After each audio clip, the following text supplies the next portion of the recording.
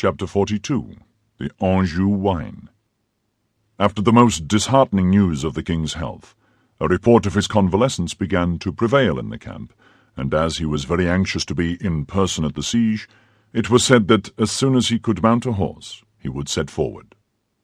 Meantime, Monsieur, who knew that from one day to the other he might expect to be removed from his command by the Duc d'Angoulême, by Bassompierre, or by Schomberg, who were all eager for his post, did but little, lost his days in wavering, and did not dare to attempt any great enterprise to drive the English from the Isle of Ré, where they still besieged the citadel Saint-Martin and the fort of La Prée, as on their side the French were besieging La Rochelle. D'Artagnan, as we have said, had become more tranquil, as always happens after a past danger, particularly when the danger seems to have vanished. He only felt one uneasiness, and that was at not hearing any tidings from his friends. But one morning at the commencement of the month of November, everything was explained to him by this letter, dated from Villeroy. Monsieur d'Artagnan, Messieurs Athos, Porthos, and Aramis, after having had an entertainment at my house and enjoyed themselves very much, created such a disturbance that the provost of the castle, a rigid man, has ordered them to be confined for some days. But I accomplish the order they have given me by forwarding to you a dozen bottles of my Anjou wine, with which they were much pleased. They are desirous that you should drink to their health in their favourite wine. I have done this, and am, monsieur, with great respect, your very humble and obedient servant, Godot, purveyor of the Musketeers. That's all well, cried D'Artagnan. They think of me and their pleasures as I thought of them in my troubles. Well, I will certainly drink to their health with all my heart, but I will not drink alone. And D'Artagnan went among those guardsmen with whom he had formed greater intimacy than with the others, to invite them to enjoy with him this present of delicious Anjou wine which had been sent from Villeroy. One of the two guardsmen was engaged that evening, and another the next, so the meeting was fixed for the day after that. D'Artagnan, on his return, sent the 12 bottles of wine to the refreshment room of the guards, with strict orders that great care should be taken of it, and then on the day appointed, as the dinner was fixed for midday, D'Artagnan sent Planchet at 9 in the morning to assist in preparing everything for the entertainment. Planchet, very proud of being raised to the dignity of landlord, thought he would make all ready like an intelligent man, and with this view called in the assistance of the lackey of one of his master's guests, named Fourreau, and the false soldier who had tried to kill D'Artagnan, and who, belonging to no corps, had entered into the service of D'Artagnan, or rather of Planchet, after D'Artagnan had saved his life. The hour of the banquet being come, the two guards arrived, took their places, and the dishes were arranged on the table. Planchet waited, towel on arm. Fourreau uncorked the bottles, and Brisemont, which was the name of the convalescent, poured the wine, which was a little shaken by its journey, carefully into decanters. Of this wine, the first bottle being a little thick at the bottom, Brisemont poured the lees into a glass, and D'Artagnan desired him to drink it, for the poor devil had not yet recovered his strength. The guests, having eaten the soup, were about to lift the first glass of wine to their lips, when all at once the cannon sounded from Fort Louis and Fort Neuf. The guardsmen, imagining this to be caused by some unexpected attack, either of the besieged or the English, sprang to their swords. D'Artagnan, no less forward than they, did likewise, and all ran out, in order to repair to their posts. But scarcely were they out of the room before they were made aware of the cause of this noise. Cries of "Live the King! Live the Cardinal!" resounded on every side, and the drums were beaten in all directions. In short, the king, impatient, as has been said, had come by forced marches, and had that moment arrived with all his household and a reinforcement of 10,000 troops. His musketeers proceeded and followed him. D'Artagnan, placed in line with his company, saluted with an expressive gesture his 3 friends, whose eyes soon discovered him, and Monsieur de Tréville, who detected him at once. The ceremony of reception over, the 4 friends were soon in one another's arms. "Pardieu!" cried D'Artagnan, "you could not have arrived in better time. The dinner cannot have had time to get cold, can it, gentlemen?" added the young man, turning to the two guards, whom he introduced to his friends. "Ah," said Porthos, "it appears we are feasting." "I hope," said Aramis, "there are no women at your dinner." "Is there any drinkable wine in your tavern?" asked Athos. "Well, pardieu, there is yours, my dear friend," replied D'Artagnan. "Our wine?" said Athos, astonished. "Yes, that you sent me." "We sent you wine." "You know very well the wine from the hills of Anjou." "Yes, I know what brand you are talking about." "The wine you prefer." "Well, in the absence of Champagne and Chambertin, you must content yourselves with that." "And so, connoisseurs in wine as we are, we have sent you some Anjou wine," said Porthos. "Not exactly. It is the wine that was sent by your order." "On our account," said the three Musketeers. "Did you send this wine, Aramis?" said Athos. "No. And you, Porthos?" "No. And you, Athos?"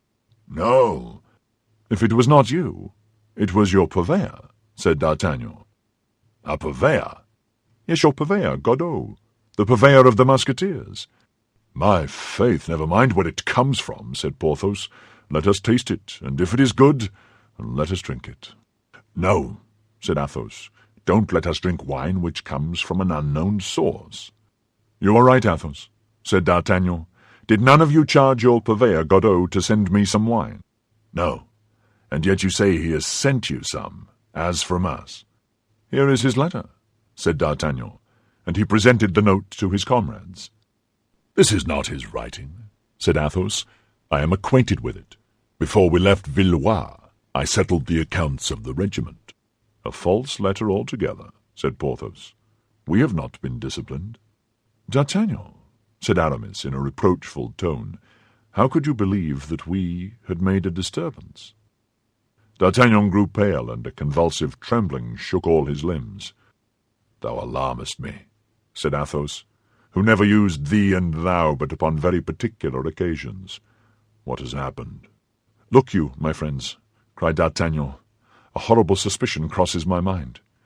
Can this be another vengeance of that woman?" It was now Athos who turned pale.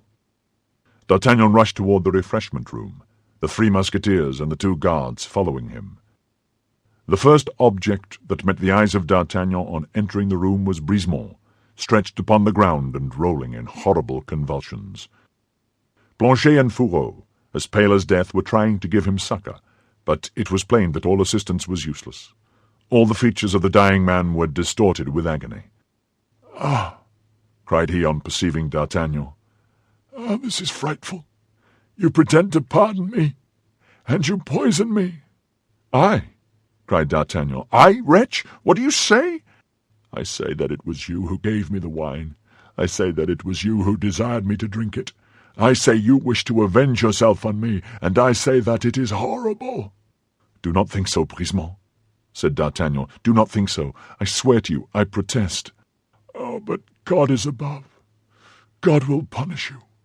My God, grant that he may one day suffer what I suffer." "Upon the gospel," said D'Artagnan, throwing himself down by the dying man, "I swear to you that the wine was poisoned, and that I was going to drink of it as you did." "I do not believe you," cried the soldier, and he expired amid horrible tortures. "Frightful, frightful," murmured Athos, while Porthos broke the bottles and Aramis gave orders, a little too late, that a confessor should be sent for. "Oh, my friends," said D'Artagnan, "you come once more to save my life. Not only mine, but that of these gentlemen. Gentlemen," continued he, addressing the guardsmen, "I request that you will be silent with regard to this adventure. Great personages may have had a hand in what you have seen, and if talked about, the evil would only recoil upon us." "Ah, monsieur," stammered Planchet, more dead than alive. "Ah, monsieur, what an escape I have had!" "How, sirrah, you were going to drink my wine?" "To the health of the king, monsieur. I was going to drink a small glass of it if Fourreau had not told me I was called."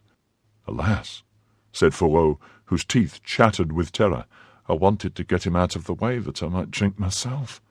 "Gentlemen," said D'Artagnan, addressing the guardsmen, "you may easily comprehend that such a feast can only be very dull after what has taken place. So accept my excuses and put off the party till another day, I beg of you." The two guardsmen courteously accepted D'Artagnan's excuses, and perceiving that the four friends desired to be alone, retired. When the young guardsman and the three musketeers were without witnesses, they looked at one another with an air which plainly expressed that each of them perceived the gravity of their situation. "In the first place," said Athos, "let us leave this chamber. The dead are not agreeable company, particularly when they have died a violent death." "Planchet," said D'Artagnan, "I commit the corpse of this poor devil to your care. Let him be interred in holy ground. He committed a crime, it is true, but he repented of it." And the four friends quit the room, leaving to Planchet and Fourreau the duty of paying mortuary honours to Brisemont. The host gave them another chamber, and served them with fresh eggs and some water, which Athos went himself to draw at the fountain. In a few words, Porthos and Aramis were posted as to the situation. "Well," said D'Artagnan to Athos, "you see, my dear friend, that this is war to the death."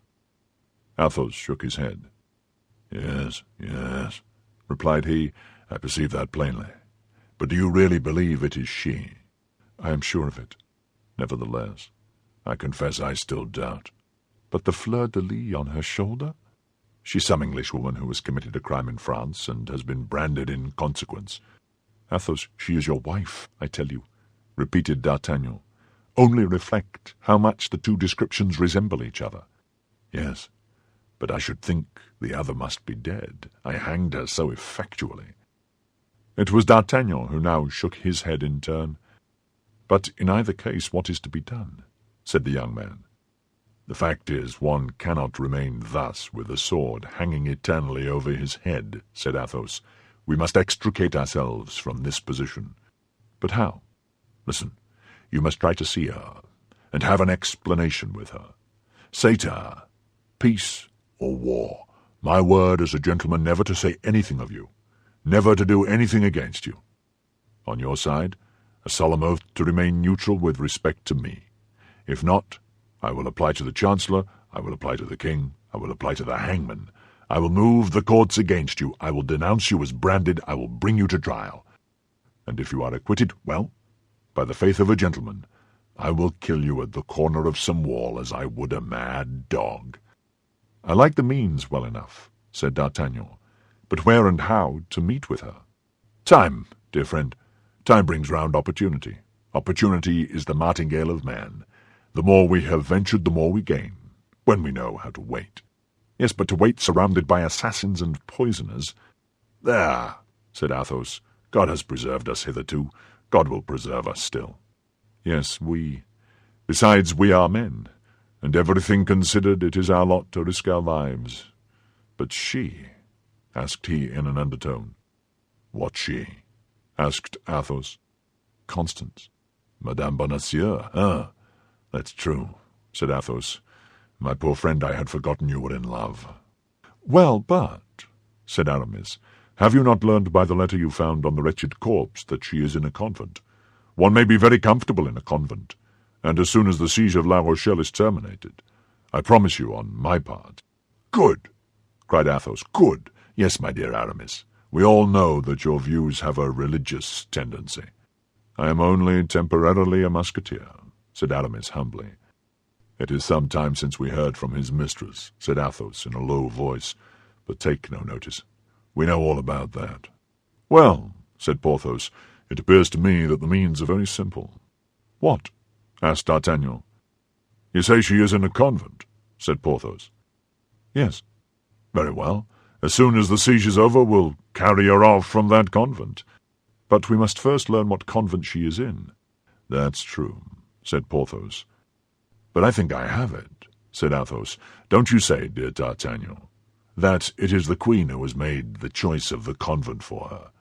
"I believe so, at least." "In that case, Porthos will assist us." "And how so, if you please?" "Why, by your marchioness, your duchess, your princess. She must have a long arm." "Hush!" said Porthos, placing a finger on his lips. "I believe her to be a cardinalist. She must know nothing of the matter." "Then," said Aramis, "I take upon myself to obtain intelligence of her." "You, Aramis?" cried the three friends. "You? And how?" "By the Queen's almoner, to whom I am very intimately allied," said Aramis, colouring. And on this assurance the four friends, who had finished their modest repast, separated, with the promise of meeting again that evening. D'Artagnan returned to less important affairs, and the three musketeers repaired to the king's quarters, where they had to prepare their lodging.